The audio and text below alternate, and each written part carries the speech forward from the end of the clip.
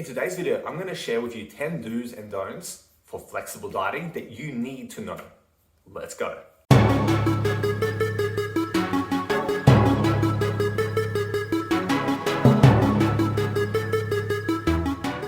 Hi, I'm Aleksa, sports dietitian, nutrition coach. Welcome again to one of my videos. Now, before I explain the do's and don'ts that you need to know, I do want you to subscribe first. Okay, so subscribe to the channel and ring that bell so you can stay up to date with every video I release, no matter if it's one of these educational videos or one of my delicious recipe videos.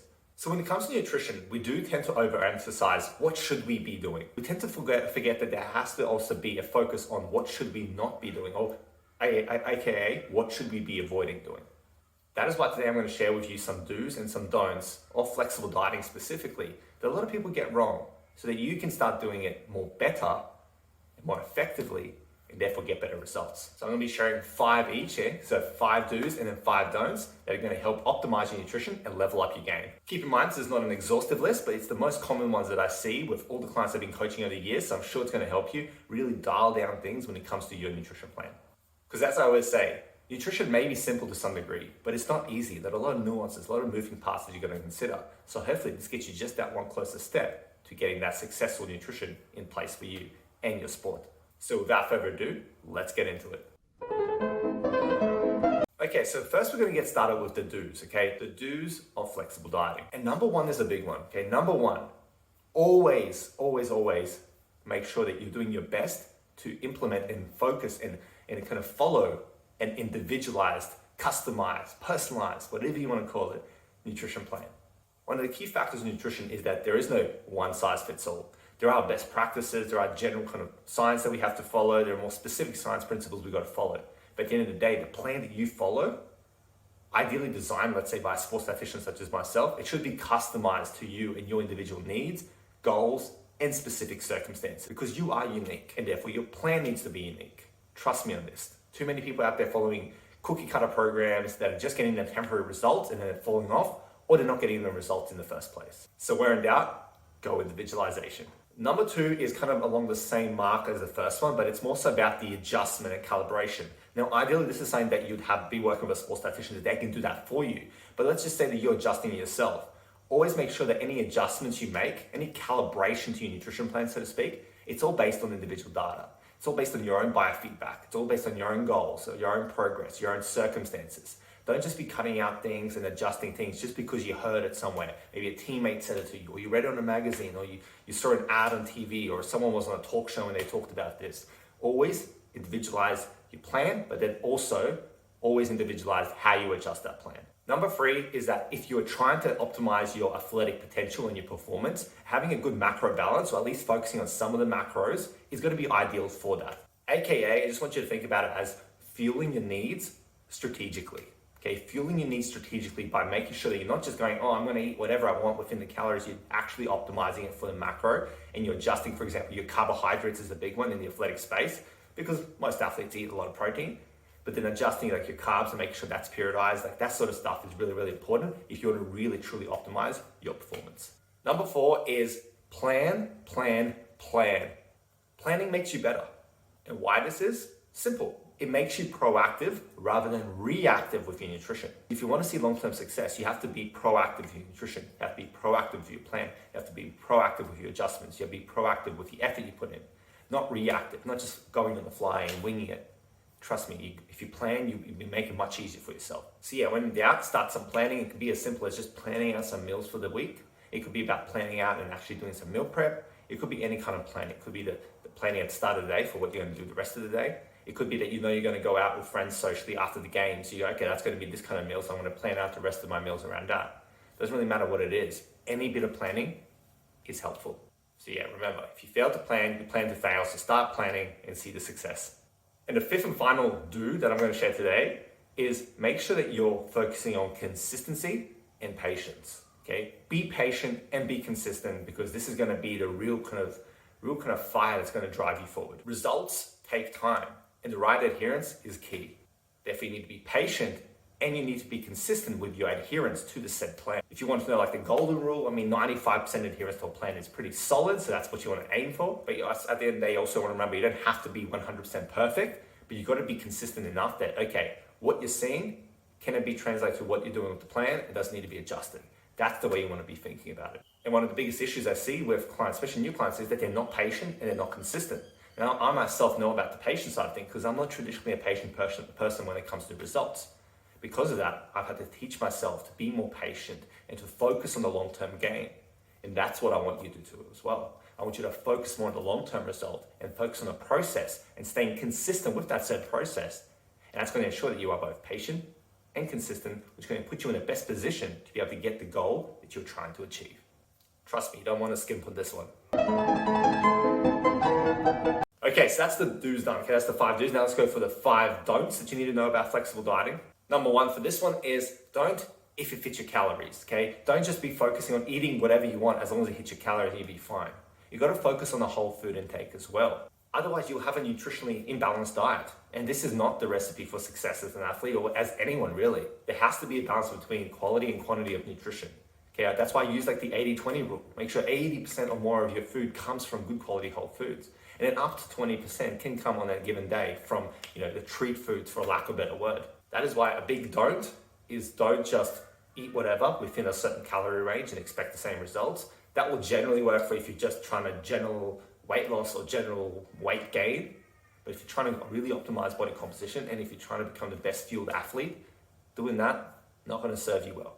Number 2 is a lack of consistency. Now this goes hand with the do that I said, be consistent. But in this sense, I just want to say a lack of consistency, week on, week off. What I mean by week on, week off is a lot of people will be like, okay, I'm on track for 1 week and then I'm off plan for 1 week. But they feel like they're not off plan enough to offset themselves. They're like, well, I'm not getting results.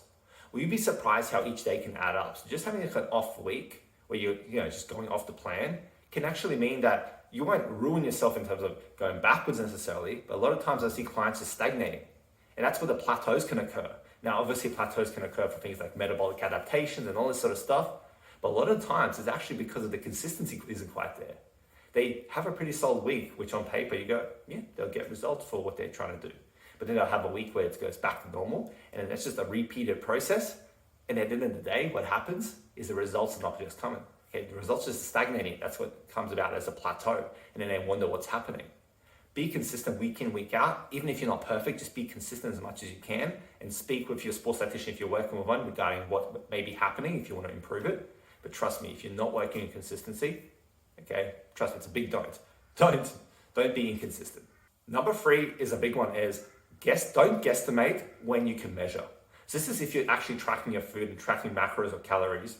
A lot of people go, oh, I used to do this, so I remember it's about this many grams. Or I've been cooking for ages, for years and years, so I know it's this many grams. Or it's just, I think it's close enough, so I'm going to measure that as 1 cup of this. Or, you get my point.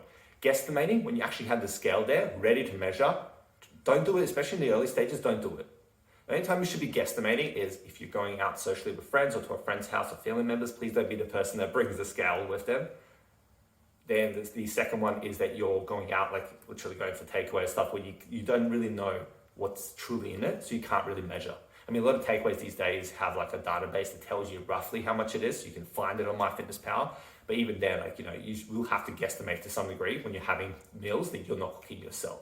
But when you're actually preparing it, there is no reason that it's right there, the scale, for you not to measure and be more accurate and consistent with your nutrition plan. There is no reason. Now, of course, if you're someone that doesn't track or tracking is a bit of a trigger for you, because I understand it's not for everyone. I don't get every single person that walks through my door to track.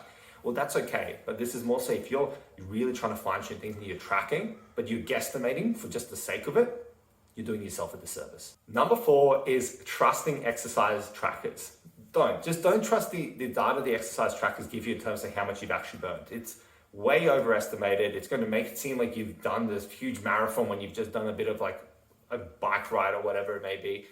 It's going to overestimate how much you've actually burned. And if you log it into your MyFitnessPal or whatever app you're using, it's going to go back and say, oh, you can eat back this much.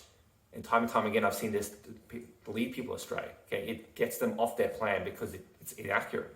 They end up actually eating back the calories and going over their, like let's say for weight loss, they'll break out of their deficit because of this. No, just use exercise trackers separately to all the tracking apps and just use it to track consistency, frequency, volume, all this sort of stuff, so you can make sure you're doing more and more exercise or staying consistent or working on a specific physical goal.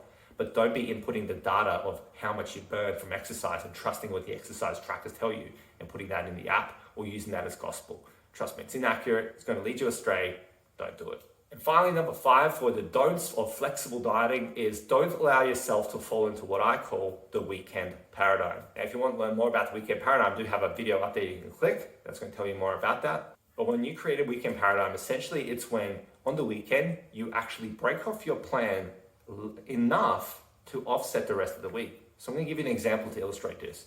Let's say that you need to be eating 2,000 calories to have a slow, consistent weight loss. And let's say during the week, Monday to Friday, you're eating within that 2,000 and sometimes even lower. But then on Saturday and Sunday, you go, well, it's Saturday and Sunday, it's weekend, we've got to relax. And because of that, you end up eating more and more calories. Let's say you go over by 1,000 each day because you had like an extra meal out or whatever, and you didn't account for the fact that weekend still matters. And it didn't account for the fact that weekend is still a third of your week. And then now your weekly caloric balance is out of whack. You are no longer in a deficit for the week, which is very, very important to be in if you're trying to lose weight. You're now breaking off that. And while you maybe won't see a weight regain, you will see plateau and stagnation. And that's another reason that I see a lot of people when they go, oh, I'm plateauing. You look at their weekend on one of those days, they went over just enough to offset them for the week. That's not what you want to be doing. Be mindful of the weekend paradigm. It happens to all of us. It's happened to me too. It sometimes happens to me. It happens to a lot of my clients still. But it's about being proactive about adjusting this so it doesn't happen as often. That's the key here. So yeah, when in doubt, understand the weekend does have a big impact. It is a third of your week. So focus on staying consistent there as well. Even if you are a bit more relaxed, make that fit into your plan and then make some adjustments to make that fit basically. Okay, so that's your 5 don'ts. So now I've shared 5 do's and 5 don'ts of flexible dieting, hence a big list of 10 considerations you now have to help optimize your flexible dieting approach and just optimize your nutrition in general. A lot of these points I shared can be applied even if you're not doing traditional flexible dieting with the tracking. It can still be applied.